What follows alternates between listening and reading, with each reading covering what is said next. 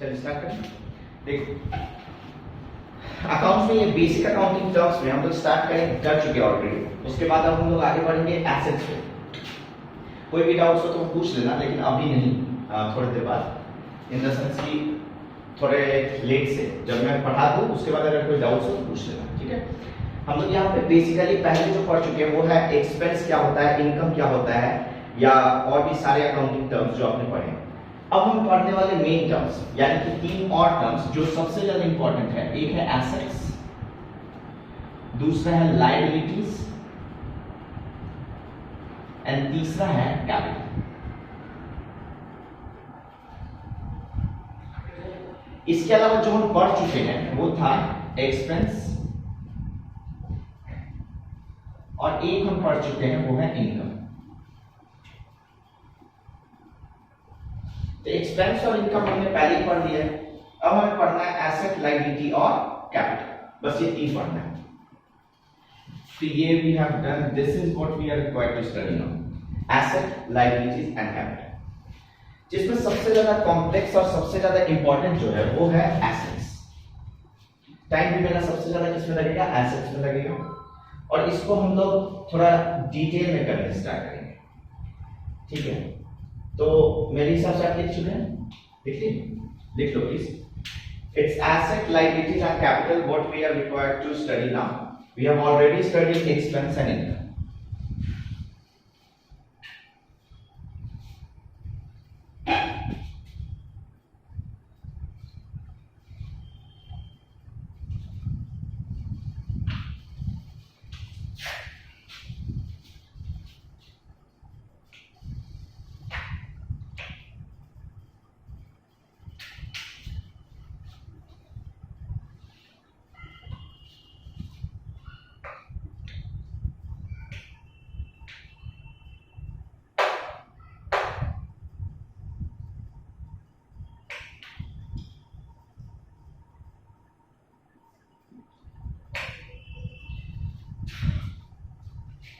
चलिए हो गया।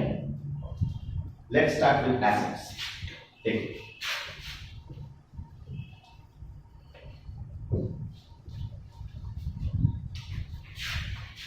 एसेट्स क्या होते हैं।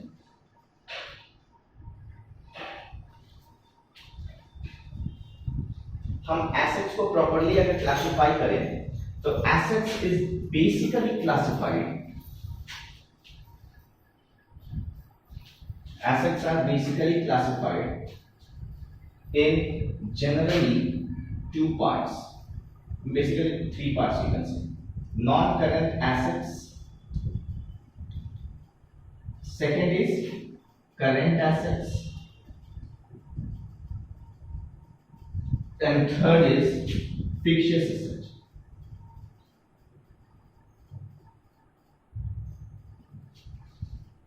These are the three classification of asset.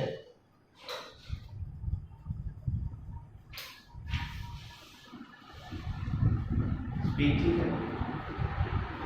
धीरे करो। एक है नॉन करेंट एसेट्स, दूसरा है करेंट एसेट्स और तीसरा है फिक्शियस एसेट्स। मुझे बेसिकली ये तीनों पढ़ना है, current assets, non current assets and fictitious assets.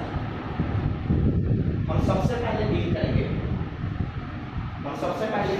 किस पे, करंट एसेट। हम सब नॉन करंट एसेट पे हम लोग सबसे पहले डील करेंगे नॉन करंट एसेट से। उसके बाद हम लोग आगे बढ़ेंगे करंट एसेट्स और फिक्शियस एसेट। हालांकि मैं कैटेगराइजेशन आपको अभी बता दूं। ये नॉन करंट एसेट्स जो है वो दो पार्ट्स में क्लासिफाई होता है, दो पार्ट्स में क्लासिफाई होता है। एक सिंपली कहते हैं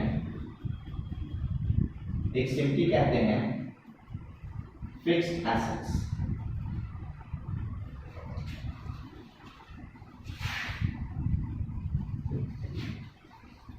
फिक्स्ड एसेट्स, एंड दूसरा जो होता है वो होता है नॉन करेंट इन्वेस्टमेंट। अभी लिखो मत, देख लो पहले। Non current investments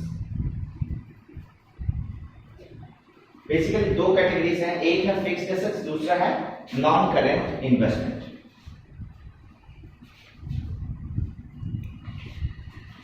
fixed assets को हम फिर क्लासिफाई करते हैं फर्दर टू पार्ट्स में। एक होता है tangible assets और दूसरा होता है इंटेंजिबल एसेट्स।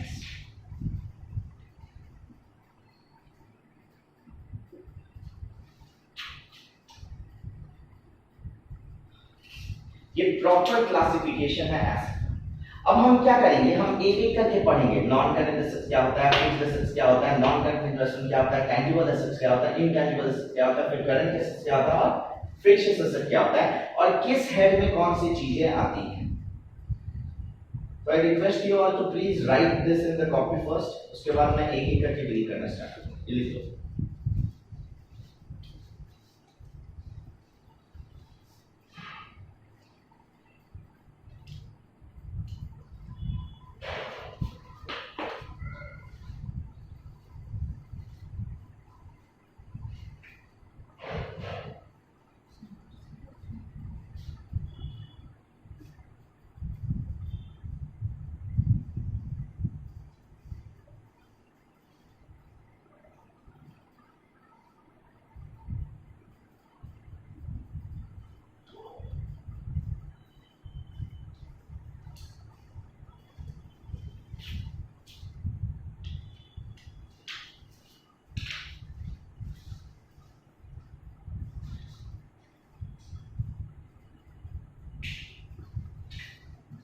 स्टार्ट करें।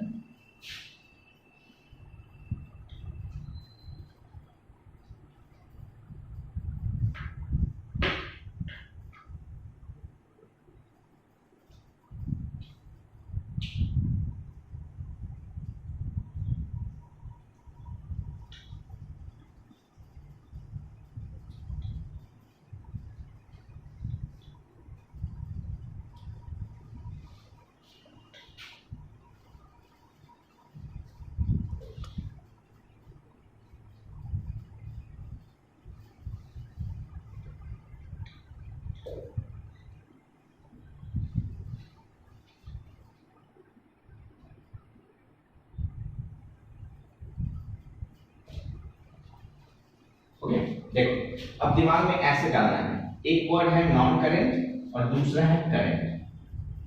करंट मतलब क्या होता है, अभी के अभी जो है, जो आज के आज एप्लीकेबल है, जो which is applicable currently.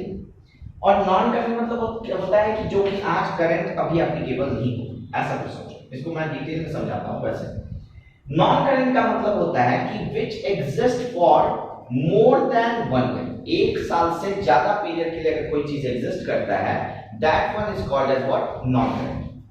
Current क्या होता है, जो एक साल या उससे कम, याद रखना एक साल या उससे कम के लिए एग्जिस्ट करे। एसेट्स क्या होता है, वो थोड़ा सा डिले कीजिए, वो थोड़ा सा हम लोग डिले करेंगे। एक वर्ड होता है फिक्शियस।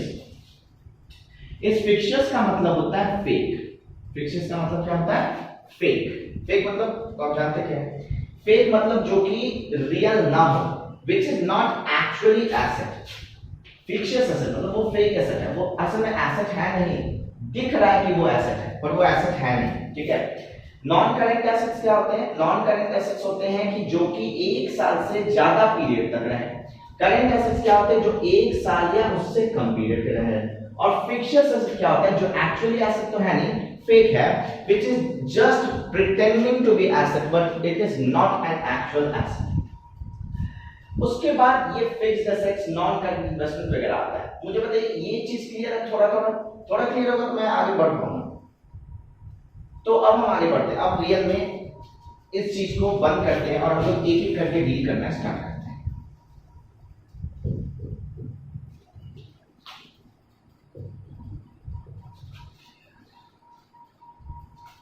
सब कुछ ही खराब हुआ हो रहा है, देखिए ना लाइट चल रहा है, ना ठीक से फैन चल रहा है, ना बोर्ड ठीक है, ना मैं ठीक हूं। देखिए अब यहाँ पे सबसे पहले हम डील करेंगे, किसको, नॉन करंट एसेट्स को, basically whose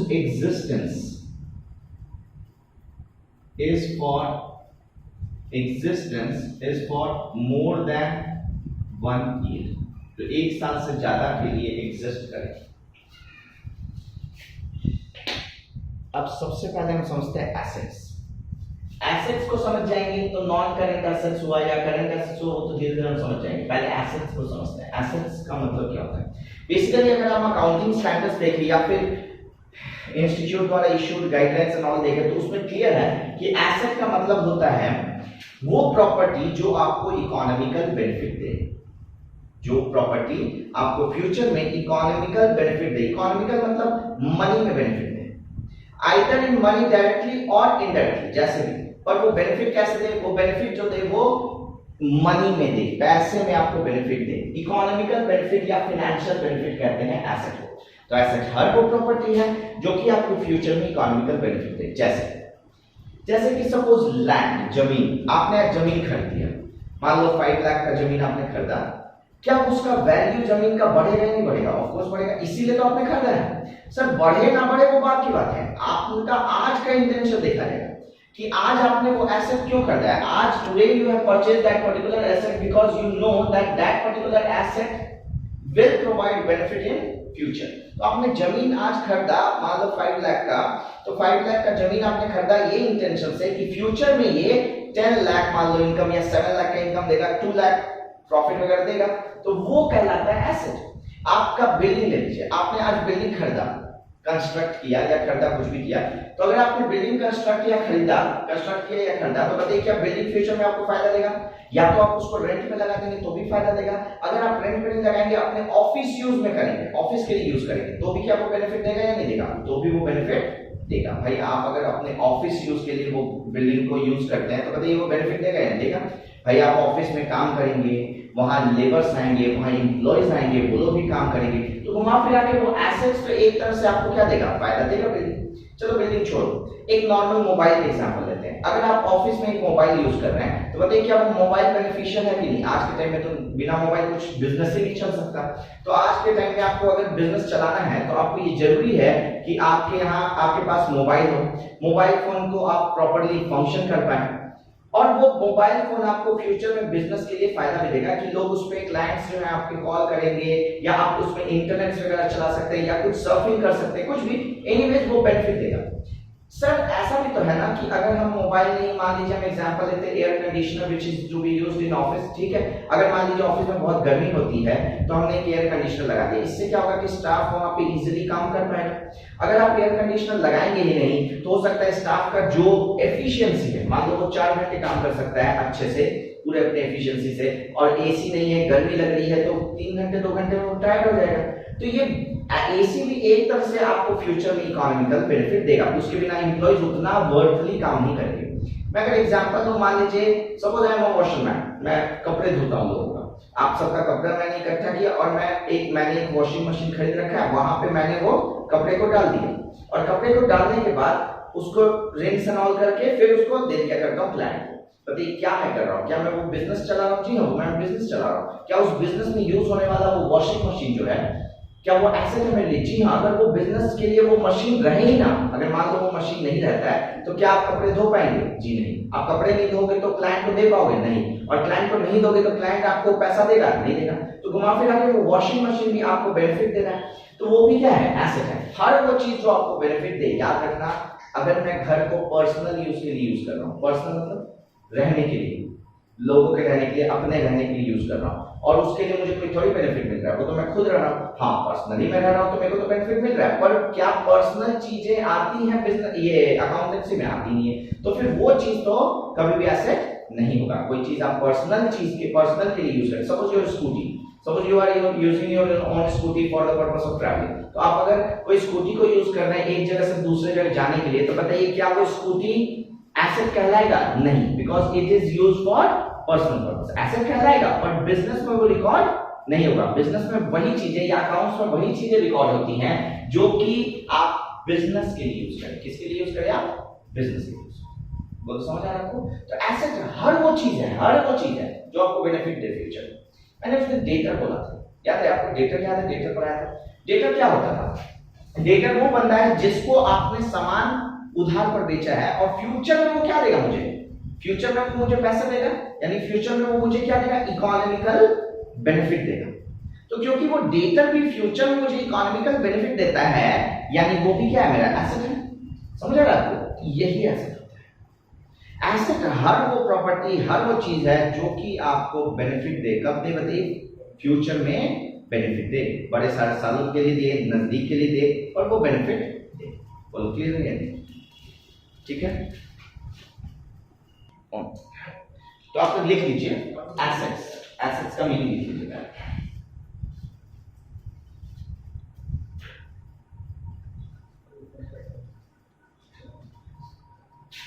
Assets are those properties. Assets are those properties. Assets are those properties which provides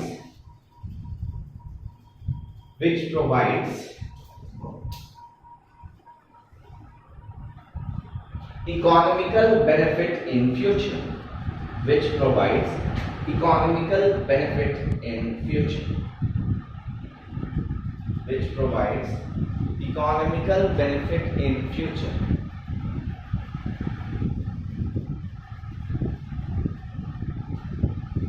अभी क्लियर है? थोड़ा बहुत ही क्लियर होगा, ज्यादा नहीं होगा, धीरे धीरे क्लियर होगा। अब हम एसेट थोड़ा बहुत समझ चुके हैं, तो हम लोग आगे कंडीशन है, अब हम लोग आगे बढ़ सकते हैं, कोई दिक्कत नहीं। अब हम सबसे पहले पढ़ेंगे नॉन करेंट एसेट्स। भाई नाम यहाँ इसके साथ क्या है? एसेट्स। इसके साथ नाम क्या है? एसेट्स है। तो एसेट्स है मतलब ये फ्यूचर में इकोनॉमिकल बेनिफिट तो देगा, ये तो पक्का है कि इसका नाम एसेट्स है, तो ये फ्यूचर में इकोनॉमिकल बेनिफिट देगा। पर साथ में लगा हुआ नॉन करंट आपको बोलता है कि इसका एग्जिस्टेंस जो है वो 1 साल से ज्यादा पीरियड के लिए रहना चाहिए। क्या अगर कंबाइनली पढ़ो तो कुछ ऐसा हो रहा है कि हर वो प्रॉपर्टी जो आपको फ्यूचर में इकोनॉमिकल बेनिफिट दे और कितने साल के लिए दे? 1 साल से ज्यादा के लिए दे। ऐसा नहीं लग रहा है? देखो पर ढंग से पढ़ते हैं उस चीज को कि नॉन करेंट का मतलब हुआ whose existence is for more than 1 year. Assets का मतलब हुआ which provides you benefit in future. ठीक है, तो non current assets if you read it simultaneously या साथ में या कलेक्टिवली, तो आप क्या बोलेंगे? आप बोलेंगे कि नॉन करेंट एसेट्स का मतलब ये हुआ whose existence, those assets whose existence is more than 1 year. अगर डायरेक्टली बोले तो those property which provides you economical benefit in future for more than 1 year. अब मैं एग्जांपल देता हूँ। मैं अगर सीधा सीधी बोलूँ तो एक डेटर है, मान लो डेटर है, डेटर से पैसा लेना है मुझे, क्योंकि मैंने उसको उधार पे सामान बेचा है, क्योंकि मैंने उसको उधार पे सामान बेचा है तो मुझे उससे पैसा चाहिए। हमको जब उससे पैसा लेना है उस डेटर से, तो बताइए वो बंदा डेटर से मैं ऐसे तो पैसा नहीं लेता हूँ। कितने दिन में पैसा लेते हैं जनरली डेटर से? जब हम उधार पे सामान बेचते हैं किसी को बिजनेस में, तो कितने दिन में पैसा आ जाता है? क्या लगता है आपको? क्या वो 1 साल से ज्यादा टाइम पीरियड लग जाता है या 1 साल से पहले आ जाता है? क्या लगता है? बोलो। नहीं, वो 1 साल से पहले ही आ जाता है, बाद में कोई संभव नहीं। भाई कोई तुमको उधार पे सामान बेचा है, तुम क्या बोलोगे कि हम 1.5 साल बाद देंगे, और वो मानेगा? कभी नहीं मानेगा। बोलेगा 1 साल में तो तुम्हारा अकाउंटिंग ईयर एंड हो जाता है। मैं पढ़ाऊंगा अकाउंटिंग ईयर वगैरह, अभी नहीं पढ़ाया। वो बोलेगा कि ऐसा थोड़ी होता है, आप 2 महीने में दे दो, 3 महीने में दे दो, 3 महीने में आप बेच लो सामान। भाई मैं आपने शुगर के खरीदा किसी से उधार पे, उससे शुगर बनाया, आप शुगर को बेच लो, उसके बाद आप पैसे दे देना। पर वो ऐसा थोड़ी आप बोल देंगे कि मैं 2 साल 3 साल बाद दूंगा, और वो मान लेगा? कभी नहीं मानेगा। इवन आप दुकान से जब उधार लेने जाते हैं सामान, आप कई बार उधार पे सामान मान लो देते हैं, तो आप सामान लेने जाते हैं तो वो एक डायरी मेंटेन करके उसमें आपका लिखता रहेगा। क्या आप उसको बोलेंगे भैया लिख दो 1 साल बाद जाके दे दो? कभी वो मानेगा? कभी नहीं मानेगा। कोई भी सामान आप जो उधार पर बेचते हो उसको तुरंत के तुरंत बोलो क्या चाहता है? खत्म। मतलब तुरंत उसको या तो 30 दिन के अंदर मांगता है, 40 दिन के अंदर, 2 महीने, हार्डली 3 महीने 4 महीने से ज्यादा कभी भी आप बिल्स ऑफ एक्सचेंज नाम के एक चैप्टर को पढ़ोगे तो आपको समझ आएगा। हालांकि आपको तो पता ही होगा सिलेबस रिड्यूस हो गया आपका 11th में, ऐसा तो चला। तो जो सिलेबस रिड्यूस हुआ है वो नाम का रिड्यूस हुआ है, कोई काम का रिडक्शन। ठीक है, आप इतना समझिए कि सब कुछ ही पढ़ता है, कुछ अंतर नहीं खास। थोड़ा बहुत अंतर पड़ेगा इकोनॉमिक्स में, थोड़ा बहुत पड़ेगा। अकाउंट में तो ऐसा है कि वो बिल्स ऑफ एक्सचेंज उसमें एक पार्ट हटा दिया है, वैसे भी वो पार्ट हम पढ़ाते ही नहीं थे। पढ़ाते क्या, वो आता ही नहीं था कभी भी स्कूल में, और आने लायक भी नहीं। हर कुछ चीज हटाया, कोई मतलब नहीं। 12th का तो तुम बात नहीं करोगे, 12th में तो कुछ नहीं हटाया, में तो काफी हटाया। चलो, तो हम लोग क्या कह रहे हैं कि तो मान लो डेटर्स जो है उससे पैसा आपको कितने दिन के अंदर मिल जाता है? 3 महीने के अंदर, 4 महीने के अंदर। क्या वो नॉन करेंट एसेट्स है? क्या उसका बेनिफिट 1 साल से ज्यादा पीरियड के लिए मिल रहा है? नहीं, वो तो 3 महीने में मिल जा रहा है। दोबारा क्रेडिटर से पैसा मांगोगे देगा नहीं देगा, तो एक बार पैसा दे दिया काफी है। तो 3 महीने से ज्यादा पीरियड के लिए क्योंकि वो एग्जिस्ट कर रहा है, क्योंकि वो 3 महीने तक ही एग्जिस्ट कर रहा है, 1 साल से कम पीरियड के लिए एग्जिस्ट कर रहा है, इसलिए वो नॉन करंट एसेट्स नहीं है। फिर वो क्या है सर? एसेट्स तो है हाँ, फिर वो करंट एसेट्स। मैं एक और एग्जांपल देता हूं, वैसे छोड़ो अभी नहीं देंगे फिर दिक्कत हो जाएगा। मैं एक दूसरा एग्जांपल ये लेता हूं, बिल्डिंग। मान लीजिए बिल्डिंग आपने खरीदा, क्या बिल्डिंग आपको 1 साल से ज्यादा के लिए फायदा देगा या 1 साल से कम पीरियड के लिए फायदा देगा? बोलो। ज्यादा, ऑफ कोर्स 1 साल से ज्यादा पीरियड के लिए फायदा देगा, यानी वो क्या है? Non current assets. बताइए लैंड आपने जमीन खरीदा, आप उसको 1 साल से ज्यादा पीरियड के लिए फायदा देगा या कम? देखिए वो डिपेंड करता है। अगर आप लैंड खरीदते ही हैं for the purpose of sale तो फिर अलग चीज रहेगा, फिर मैं करंट एसेट्स में आपको बताऊंगा। लेकिन अगर आप लैंड खरीदते इसलिए ताकि वहां पे मशीन लगाएं और मशीन में कारोबार बिजनेस करें, तो बताइए मशीन, मान लीजिए आपने नूडल्स का एक मशीन लगा दिया और वहां धड़ाधड़ नूडल्स बना दिए, इधर मैदा डालो उधर से नूडल्स निकलेगा, मैदा डालो नूडल्स। ये जो आप काम कर रहे हैं ये क्या है? ये आपका बिजनेस आप वहां कर रहे हैं। बताइए फिर वो जमीन आपका साथ कब तक चलेगा? जब तक आप जिंदा हैं। जमीन थोड़ी खत्म हो जाएगा, जमीन तो रहेगा ना। तो वो लैंड जो है बेसिकली 1 साल से ज्यादा के लिए फायदा देता है। चलो मुझे एक बात बताओ, मान लो मैं एक बिजनेसमैन हूं, I have started a call centre. मैंने कॉल सेंटर स्टार्ट कर दिया और मैंने बोला भाई जितने वर्कर हैं सब आइए मेरे पास। मैंने आपको बुलाया और जितने भी बंदे थे सबको बुलाया।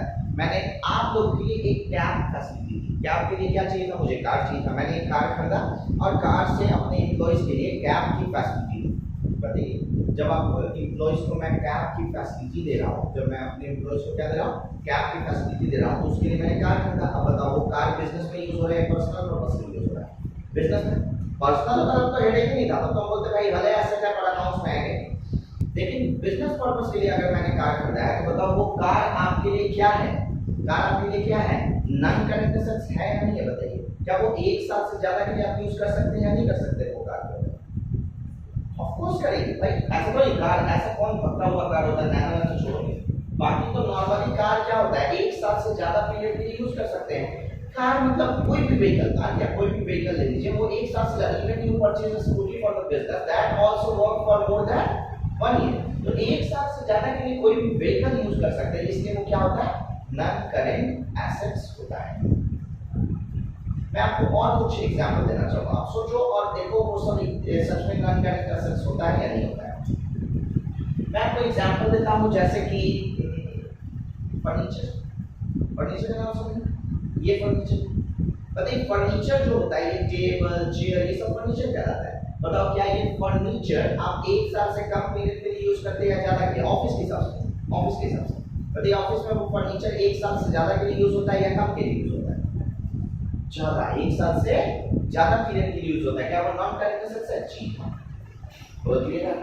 मैं अभी नॉन करंट एसेट्स बता रहा हूं, वैसे मुझे इसका बाइफर्केशन आपको बताना है क्योंकि नॉन करंट एसेट्स में इसलिए मैं कुछ लिख नहीं रहा, क्योंकि ये इसके अंदर जो आएगा वो कैटेगराइज होगा 2 पार्ट्स में। वो 2 पार्ट्स आपको नहीं समझना, ठीक है? मैं इसीलिए आपको कुछ अभी लिखा दूंगा। अब इस चीज को समझते हैं, आगे बढ़ते हैं और समझो इस चीज को। नॉन करंट एसेट्स की बात, non current assets are classified into 2 parts. एक होता है फिक्स्ड एसेट्स, अब फिक्स्ड एसेट्स तो फर्दर क्लासिफाई होता है तो उसको भी छोड़ देते। दूसरा होता है नॉन करंट इंटरेस्ट। क्या ये भी फर्दर क्लासिफाई होता है नॉन करंट इंटरेस्ट में? नहीं। तो मैं पहले इसको समझाता हूं, what are non current assets. Non current assets का मतलब क्या होता है? इसको ऐसे समझो, नॉन करंट इन्वेस्टमेंट से पहले आप नॉन करंट को देखिए। क्या नॉन करंट देखते हैं आपको समझ आएगा एक चीज कि इसका एक्जिस्टेंस क्या होगा 1 साल से, यानी ये जो इकोनॉमिकल बेनिफिट देगा क्योंकि ये इन्वेस्टमेंट के एसेट के अंदर आता है, तो ये ऑफ कोर्स बेनिफिट देगा फ्यूचर में। और ये जो इकोनॉमिकल बेनिफिट देगा वो कितने साल के बाद देगा? 1 साल से ज्यादा पीरियड के लिए देगा। ऐसा नहीं कि 1 साल के बाद देगा, 1 साल से ज्यादा पीरियड तक देगा। 3 महीने में भी देगा, फिर 4 में भी, फिर 6 में भी, 8 में भी, 1 साल, 1.5 साल, 2 साल, 10 साल, बिल्डिंग ऐसे ही बहुत सारे साल तक फायदा देता है। तो ये नॉन करंट का मतलब ये हुआ। देखिए इन्वेस्टमेंट का मतलब क्या है? What are investment? कभी नाम सुना इन्वेस्ट कर देना? इन्वेस्टमेंट क्या होता है?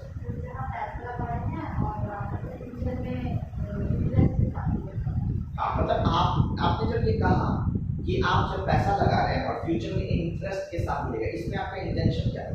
इसमें मेन आपका इंटेंशन था ये बोलना कि सर कुछ भी हो हम आज तो यही सोच के पैसा लगाएंगे कि फ्यूचर में हमको वो फायदा दे, भले एक्चुअली फायदा दे या ना दे, आज तो हम यही सोचेंगे कि भाई फ्यूचर में हमको इंटरेस्ट मिले या फ्यूचर में उससे फायदा मिले। एग्जैक्टली वही होता है इन्वेस्टमेंट। मतलब हर वो पैसा, जो भी पैसा आप लगाते हैं बिजनेस में या कहीं भी किसी भी कंपनी में, जिससे आपको उस समय इंटेंशन रहता है कि मैं प्रॉफिट कमाऊं। एक्चुअल प्रॉफिट कमा रहे या नहीं वो नेसेसरी नहीं है। आज का इंटेंशन देखिए, एसेट के लिए आज का इंटेंशन क्लियर होना चाहिए। हो सकता है आपने आज लैंड कर दिया 200 लाख या 2 करोड़ का आपने लैंड कर दिया, कल को भूकंप आ गया, लैंड ही खत्म हो गया, कोई एरिया ही तबाह हो, बताइए आप अपना लैंड ढूंढने जाएंगे, क्या पॉसिबल है? तो होने को तो कुछ भी हो सकता है, लेकिन नॉर्मली हमारा इंटेंशन तो यही रहता है कि हम प्रॉफिट कमाएं। हमारा नॉर्मल इंटेंशन क्या रहता है? प्रॉफिट कमाना ही हमारा इंटेंशन रहता है। तो इन्वेस्टमेंट का मतलब होता है जब आप पैसा लगाते हैं किसी चीज में और वो आपको फ्यूचर में क्या दे, बेनिफिट दे, उस समय आपका इंटेंशन ये रहता है मैं पैसा लगा रहा हूँ फ्यूचर में मुझे फायदा मिलेगा, भले एक्चुअली फायदा मिले या ना मिले उससे मतलब नहीं। मुझे एक बात बताओ, अगर मैंने अपने बैंक में एक फिक्स डिपॉजिट कर दिया 5 लाख रुपीस को, क्या कर दिया मैंने? फिक्स कर दिया। फिक्स मतलब फिक्स डिपॉजिट कर दिया। बताइए क्या फिक्स डिपॉजिट आज 5 लाख की है, 1 साल बाद वो इंटरेस्ट के साथ मुझे मिलेगा या नहीं मिलेगा? 1 साल बाद वो मुझे इंटरेस्ट के साथ ही मिलेगा। तो मुझे क्या उसमें बेनिफिट होगा या नहीं होगा? उसमें आपने कभी शेयर्स का नाम सुना है? शेयर्स, डिबेंचर्स, ऐसा कुछ? डिबेंचर्स को नहीं सुने मेरे हिसाब से, शेयर्स सुनेंगे। स्टॉक एक्सचेंज जो है, बॉम्बे स्टॉक एक्सचेंज या Nifty, NSE, national stock exchange जो है वो कहती है कि जो शेयर्स होते हैं वो एक ऐसी चीज होती है जो कि आपको मालिकाना हक दे। मैं इसको ऐसे समझाऊं तो आपको ज्यादा क्लियर होगा। जैसे कि सपोज आप बचपन क्या अभी भी ले जाते हैं, अभी भी स्कूल ले जाते हैं टिफिन वगैरह, बताइए आप टिफिन लेकर जाते हैं तो मान लो आपकी मम्मी ने आपको कचुम्बर केला दिया, आपकी मम्मी ने आपको सपोज क्रैब दिया, कुछ भी, वो सारे सोनाक्षी छोड़ो बोलेंगे अभी क्या हुआ, छोड़ो कहने का बोलना चाहिए। तो कहने का मतलब है कि आप ये समझिए कि आपकी मम्मी ने आपको टिफिन दिया, टिफिन में आपको लंच बॉक्स दिया, और लंच बॉक्स में आपको कुछ सामग्री दिया, खाने वाला कुछ देंगे, और जब आपको वो सामग्री दिया या खाने वाली कुछ चीजें दी तो वो आपका जैसे रिसेस हुआ, मतलब लंच ब्रेक हुआ, आपने क्या किया? वो लंच बॉक्स निकाला, सभी लोग ऐसे निकालते हैं, और आपको क्या करते हैं? आपने अपने सैंडविच में से किसी को दे दिया पराठा, आप सैंडविच दिया, बदले में आपने क्या ले लिया? किससे पराठा लिया? ये क्या कर रहे हैं? इसको क्या कहेंगे? लंच बॉक्स क्या कर रहे हैं? शेयर कर रहे हैं। इसका मतलब आपने क्या किया? जिस पे आपका हक था, जिस चीज पे क्या था? आपका हक था, आपने अपना हक किसी और को बांटा या नहीं बांटा? आपने 4 सैंडविचेस थे आपके पास, आपके 3 फ्रेंड्स थे, एक सैंडविच इनको दे दिया, एक सैंडविच इनको दे दिया, एक सैंडविच इनको दे दिया, और एक सैंडविच आपने खुद ही अपने पास रख लिया। अब ये जो सैंडविच आपने अपने पास रख लिया वो तो आपका है, बाकी 3 सैंडविच आपके थे या नहीं? वो भी आपके थे, और आपने किसको दे दिया? किसी और को। यानी आपने वो लंच बॉक्स क्या कर लिया? शेयर कर लिया। यही तो है शेयर। कंपनी में भी ऐसे, मान लीजिए कि कंपनी में मेरा 100% ओनरशिप है, 100% ओनर मतलब मैं ही मालिक हूँ, 100% का मालिक हूँ। अब मैं जब 100% का मालिक हूँ तो क्या मैं 100% ओनर कहलाऊंगा उस बिजनेस का? जी हाँ। अब आप आए, आपने कहा सर मुझे भी आपके बिजनेस में इंटरेस्ट है, मैं भी आपके यहाँ कुछ खरीदना चाहती हूँ। मैंने बोला क्या खरीदना चाहती हैं आप? आपने बोला कि कम से कम कुछ भी दे दीजिए, 10-20% शेयर दे दीजिए। मैंने बोला ठीक, मैंने इनको 10% शेयर दे दिया, बदले में 20 लाख रुपए। 20 लाख रुपए में इनको 10% जो दिया वो क्या दिया? शेयर। क्या दिया आपको बताइए? शेयर। इसी को कहते हैं शेयर्स, इसी को कहते हैं शेयर। इसी तरह से डिबेंचर्स वगैरह होते हैं, वो सब भी मत समझो। तो इन्वेस्टमेंट, अगर मैं आज स्टॉक मार्केट में इन्वेस्ट करता हूं अपना पैसा शेयर खरीदने के लिए या म्यूचुअल फंड खरीदने के लिए, तो मैं क्या कर रहा हूं? अपना पैसा इन्वेस्ट कर रहा हूं। मेरा इस आज के दिन इंटेंशन क्या है कि जो फ्यूचर में मुझे इससे क्या मिलेगा? Economical benefit. मुझे फ्यूचर में इससे क्या मिलेगा? इकोनॉमिकल बेनिफिट मिलेगा, इसीलिए तो मैंने आज इन्वेस्ट किया है। तो इन्वेस्टमेंट का मतलब क्या होता है? इन्वेस्टमेंट का मतलब होता है हर वो पैसा जो आप लगाते हैं with the intention of earning profit in the future. Motive आपका क्या रहता है? Of earning profit in the future. लिख लीजिए, इन्वेस्टमेंट लिखिए, अभी ऐसे ही लिख लीजिए, फिर बाद में मैं इसको कलेक्ट कर रहा हूँ। Investment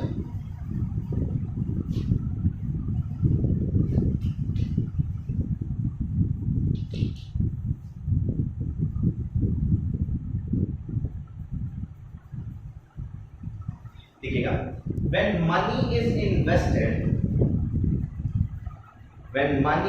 invested in any securities, securities you know, SECURITIES, money is invested in any securities, bracket में लिखना, that is shares,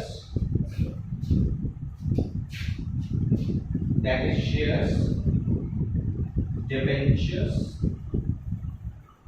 bonds और फिक्स्ड डिपॉजिट, जिस तरह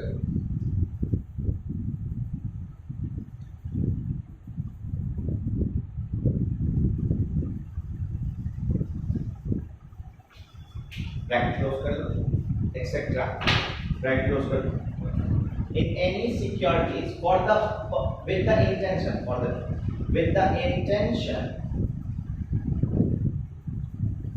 with the intention of earning future profits,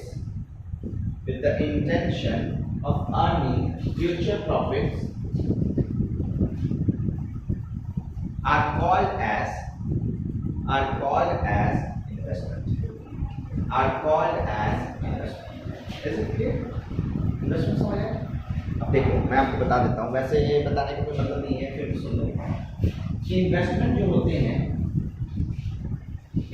जो होता है वो दो कैटेगरी में कैटेगराइज होता है। पहला क्या रहता है? करेंट इन्वेस्टमेंट, लिखना मत करेंट इन्वेस्टमेंट, और दूसरा है नॉन करेंट इन्वेस्टमेंट। अब क्या आप मुझे इन्वेस्टमेंट का मीनिंग समझने के बाद बता पाएंगे कि दोनों में डिफरेंस क्या होता होगा? सोचो और बताओ।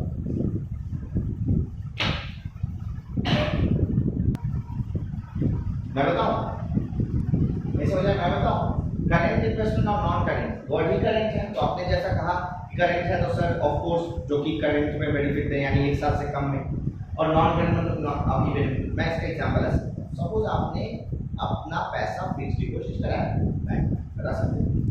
बताइए फिक्स्ड डिपॉजिट कैसा होता है? तो 6 महीने का भी होता है, 9 महीने का भी होता है, 12 महीने का भी होता है, 1 साल का भी होता है, 2 साल का भी होता है, 10 साल का भी होता है। ये जो इन्वेस्टमेंट हो रहा है ये दो भाग में, एक करेंट और नॉन करेंट। इसको ऐसे समझिए कि अगर आपने फिक्स्ड डिपॉजिट कराया अपना पैसा 6 महीने, क्या वो 1 साल के अंदर ही रिडीम हो जाएगा? रिडीम मतलब रीपे हो जाएगा आपको? जी हाँ। मान लीजिए आपने 2 लाख रुपया लगाया है 10% इंटरेस्ट पे, तो आपको 2 लाख प्लस इंटरेस्ट कब मिल जाएगा? 1 साल के अंदर 6 महीने में मिल जाएगा, तो वो है करेंट इंटरेस्ट। अगर 9 महीने के लिए आपने फिक्स्ड डिपॉजिट कराया तब क्या होगा सर?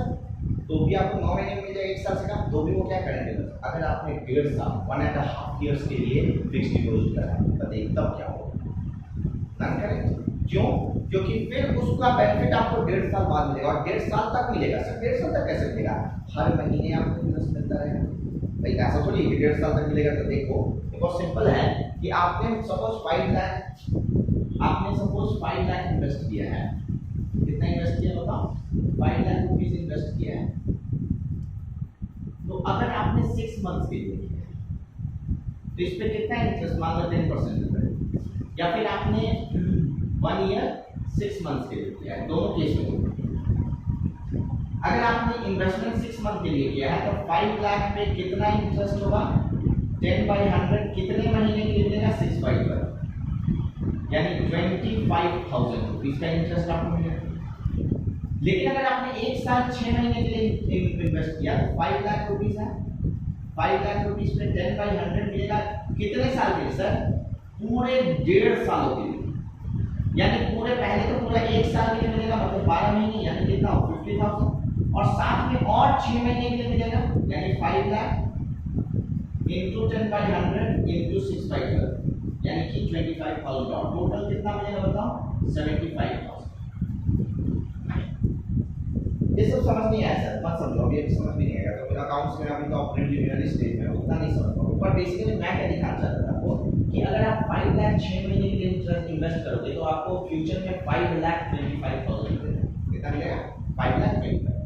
लेकिन अगर वही 5 लाख आप 1 ईयर 6 मंथ्स के लिए इन्वेस्ट करते हो तो आपको 5,75,000 कितना मिलेगा? 5,70,000। क्या हर महीने के लिए अलग अलग आपको इंटरेस्ट मिल रहा है ना? अगर ये 7 महीने होता तो ये 7/12 होता, अगर ये 10 महीने होता तो 10/12 होता, ऑटोमेटिकली फिगर इंक्रीज होता। कहने का मतलब, मेरा मकसद यही है, वो सब भी मत समझो, कहने का मतलब मेरा मकसद बस यही कहना था कि अगर आप ज्यादा टाइम के लिए इन्वेस्ट करेंगे तो ज्यादा फायदा मिलेगा, कम टाइम के लिए इन्वेस्ट करेंगे तो कम फायदा। यही है इन्वेस्टमेंट का, क्योंकि करेंट इन्वेस्टमेंट आपको कम टाइम के लिए आप इन्वेस्ट करते हैं तो आपको कम फायदा देता है, और नॉन करेंट इन्वेस्टमेंट आप ज्यादा टाइम के लिए इन्वेस्ट करते हैं तो आपका क्या देता है? ज्यादा।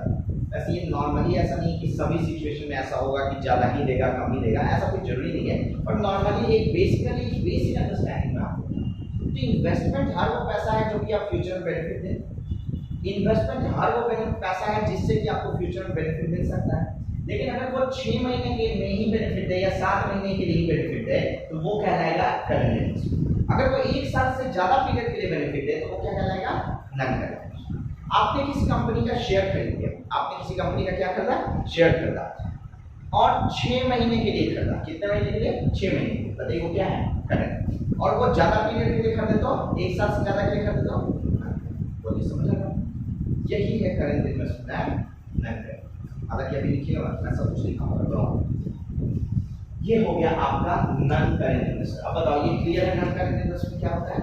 बोलो बेटा, वो पूछो। नॉन करंट इन्वेस्टमेंट क्लियर है? मैंने अभी नॉन करंट एसेट्स नहीं दिखाया, मैंने नॉन करंट इन्वेस्टमेंट दिखाया, मैं बस समझा रहा हूं, क्योंकि चीजों को कलेक्ट करके ही मैं लिखा सकता हूं, एक साथ नहीं लिखा। जब अभी लिखाता रहा कोई फायदा नहीं होगा। मैंने तो एसेट का मीनिंग और इन्वेस्टमेंट का मीनिंग मैं धीरे धीरे सारा कलेक्ट कर पाऊं, आप समझो इस चीज। नेक्स्ट है फिक्स्ड एसेट्स। फिक्स्ड एसेट्स दो तरह का होता है, पढ़ा दे या छोड़ दे? देखिए